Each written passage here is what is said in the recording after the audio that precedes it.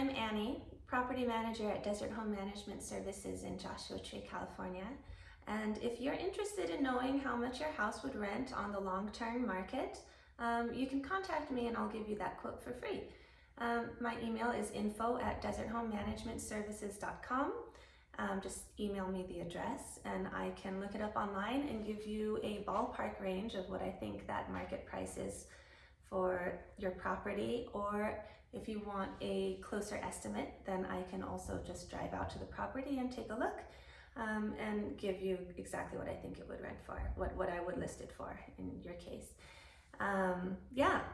Or you can actually go online and maybe get an idea of what it is by yourself. If you go to Zillow and get the rents estimate from there. If you don't know how to do that, just go to Google, enter your address, scroll down until you see your address listed on the Zillow site and click on that. And if you continue scrolling down that page, in the lower right corner, you'll see something called the rents estimate. And that will give you an idea of about how much your home can rent for. I think those estimates for this area are actually pretty good for rents since about all of 2023, a little before and still now. That rents estimate is actually pretty high. And I think it's because of all of the short-term rentals that have come into the long-term market, listed kind of half-heartedly at very high prices. So it's skewed those numbers a little bit, but it's still close. It's a close range. I would just subtract a little bit off of that probably, or maybe not.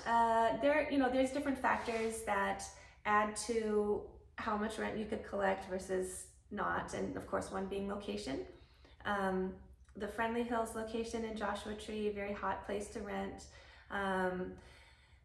Joshua Tree Village, Old Town Yucca in the far west side of Yucca Valley. There are a lot of applicants, not just from here, or people looking in the Joshua Tree area in general, but also people who live and work in Palm Springs or the Low Desert, and now they're willing to commute for living in a place with less rent.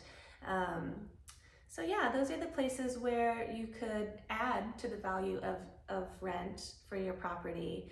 The amount of yard, the space in the yard, 1 acre, a 2-bedroom, 1-bath house isn't a big house that you're renting, but if it's on 1 or 2 or 5 acres, then of course that adds to the value.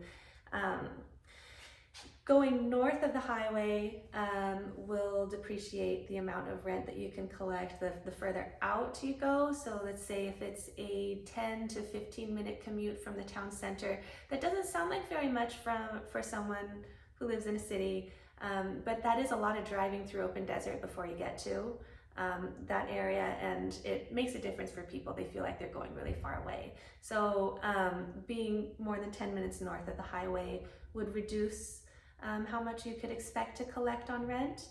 Not having a mailbox, being a long way down a dirt road, those are things that could reduce it a little bit, but yeah. And of course, the neighbors, that makes a difference as well. If there are barking dogs only like 10 feet away from you every time you come in and out of the house, that would reduce it a little bit as well. But yeah. If you have any questions, just shoot me an email. I'd be happy to respond.